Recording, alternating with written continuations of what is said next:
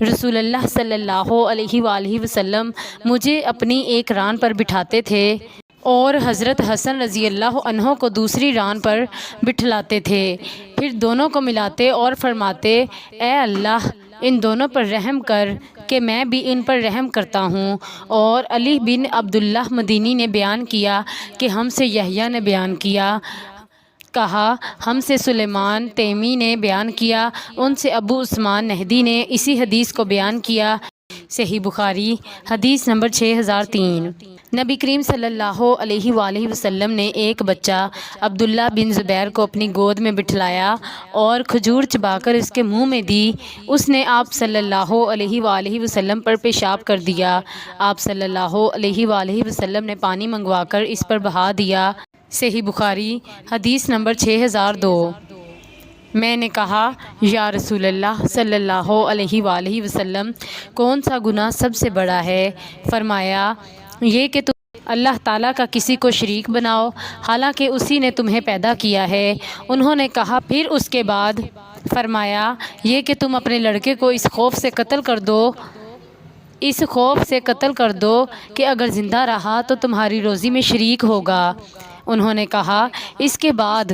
حضرت صلی اللہ علیہ وآلہ وسلم نے فرمایا، یہ کہ تم اپنے پڑوسی کی بیوی سے زنا کرو۔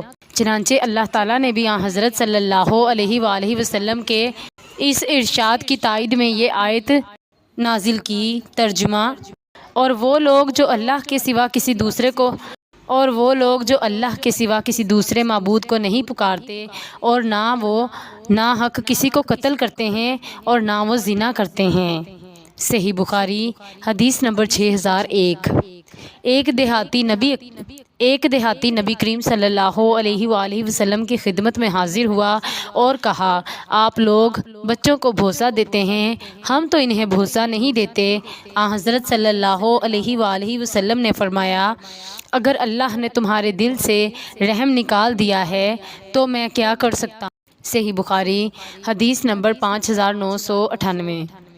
نبی کریم صلی اللہ علیہ وآلہ وسلم باہر تشریف لائے اور امامہ بنت ابی العاص جو بچی تھیں وہ آپ کے شانہ مبارک پر تھیں۔ پھر حضرت صلی اللہ علیہ وآلہ وسلم نے نماز پڑھی۔ جب آپ صلی اللہ علیہ وآلہ وسلم رکوع کرتے تو انہیں اتار دیتے اور جب کھڑے ہوتے تو پھر اٹھا لیتے۔ صحیح بخاری حدیث نمبر 5996۔ عامش نے یہ حدیث نبی کریم صلی اللہ علیہ وآلہ وسلم تک مرفوع نہیں بیان کی، لیکن حسن اور فطر نے نبی کریم صلی اللہ علیہ وآلہ وسلم سے مرفوعاً بیان کیا۔ فرمایا کہ کسی کام کا بدلہ دینا صلہ رحمی نہیں ہے، بلکہ صلہ رحمی کرنے والا وہ